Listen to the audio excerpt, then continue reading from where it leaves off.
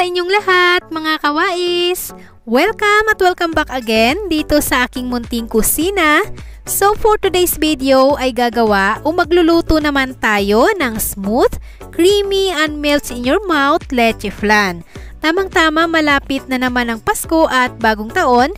Isa po ito sa pinakapaboritong ihanda ng mga nanay.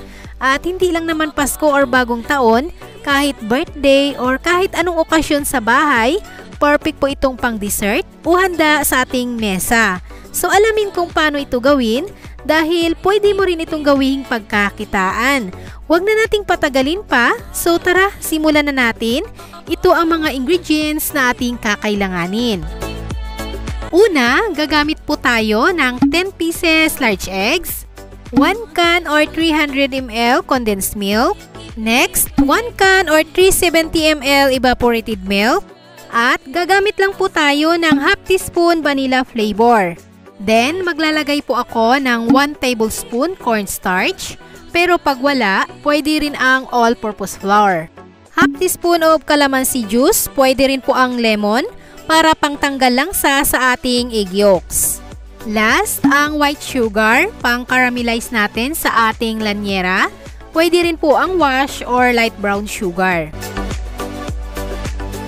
First step, lagyan muna natin ng 2 tablespoon na asukal ang bawat lanyera.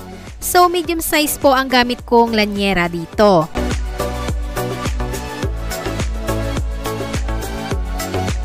After nating malagyan, pantay lang natin bago natin isalang sa ating kalan. So, i-caramelize na po natin.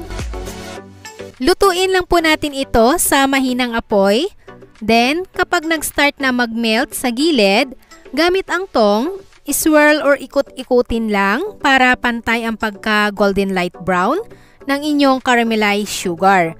At huwag nyo po itong susunugin kasi magkakaroon ng mapait na aftertaste ang inyong leche flan. Hayaan lang muna natin itong lumamig. Sit aside muna natin to. Next, gawin naman natin ang leche flan mixture. Ihiwalay lang natin ang egg yolks sa egg whites. Bali, egg yolks lang po ang ating gagamitin. Tips lang mga kawais, huwag nyo pagsamahin agad ang mga itlog sa isang lagayan.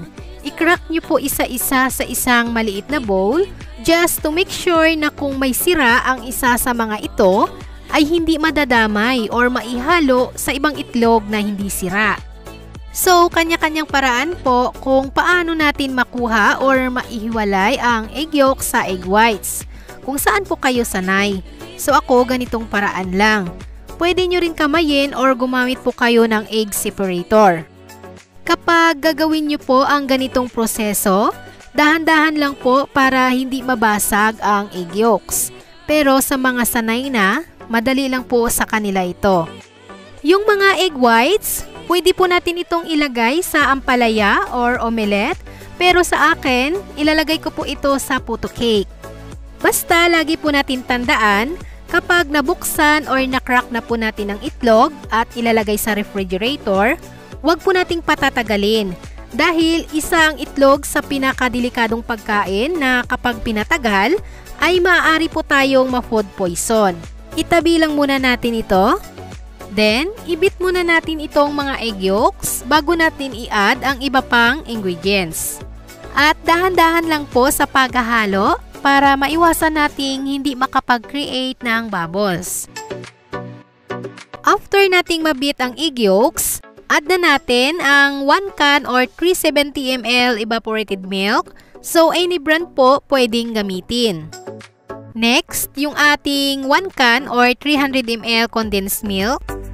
Simutin lang po natin kasi sayang at isa pa kasama po yan sa sukat. At ang ating pantanggal langsa, half teaspoon calamansi juice.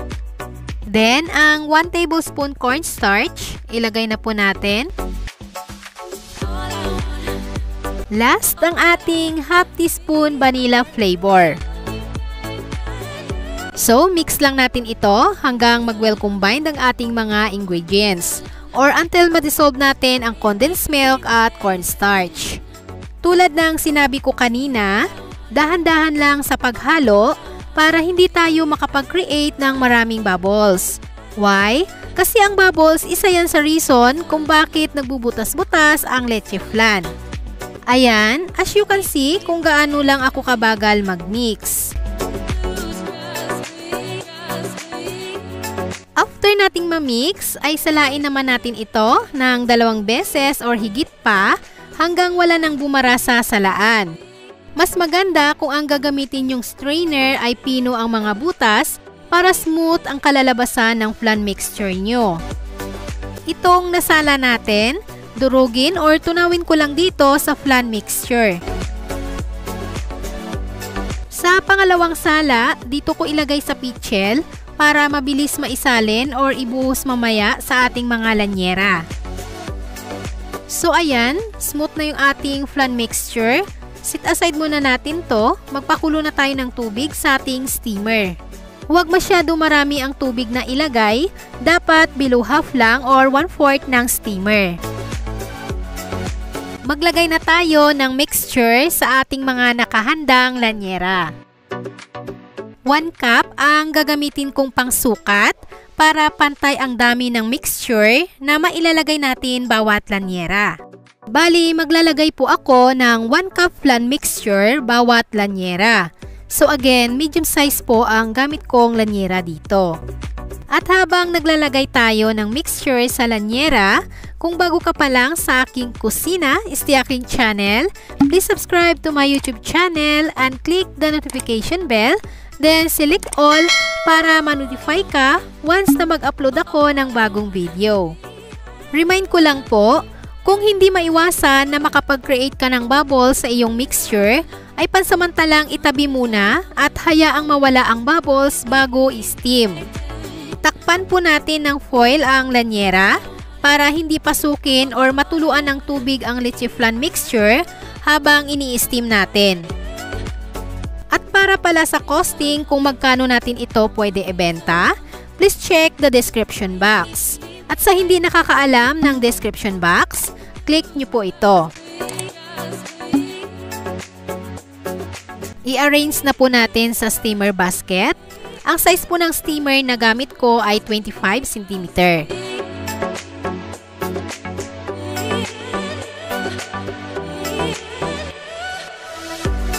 Ayan, isa lang na po natin.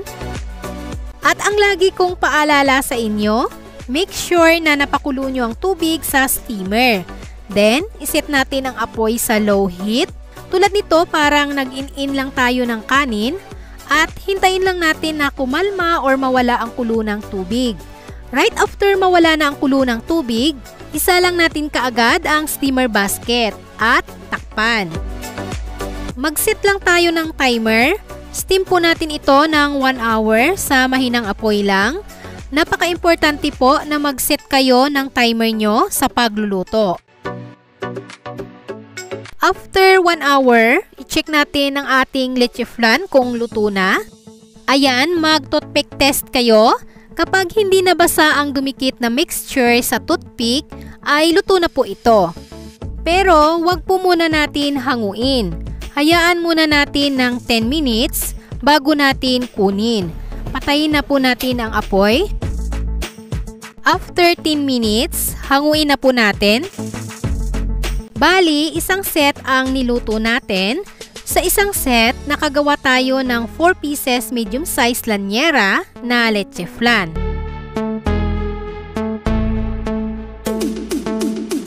Ayan ang kinis ng ating leche flan.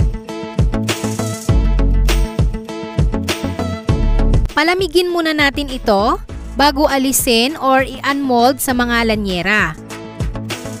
Pagkatapos nating mapalamig, i-unmold na po natin. Gagamit po ako ng 500 ml microwavable tub. Depende na po sa inyo kung ano ang gusto nyong packaging. Padaanan nyo lang po ng spatula or kutsilyo ang pinakagilid para mabilis natin ma-transfer sa ating mga lagayan.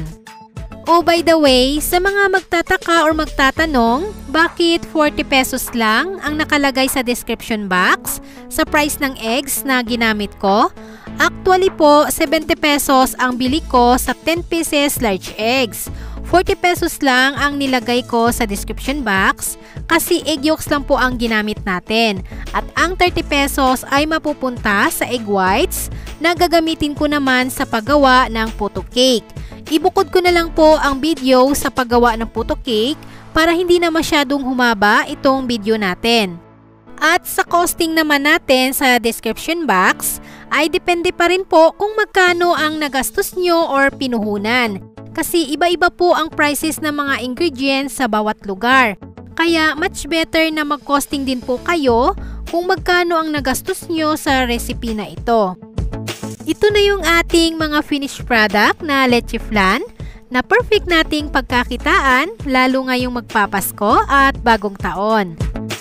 Ayan, ang kikinis. Makinis pa sa mukha ko. Ayan, as you can see mga kawais, ang kinis ng ating leche flan. Kung gusto nyo rin po ma-achieve yung ganito, ay lutuin nyo lang po sa mahinang-mahinang apoy lang. Tikman na po natin.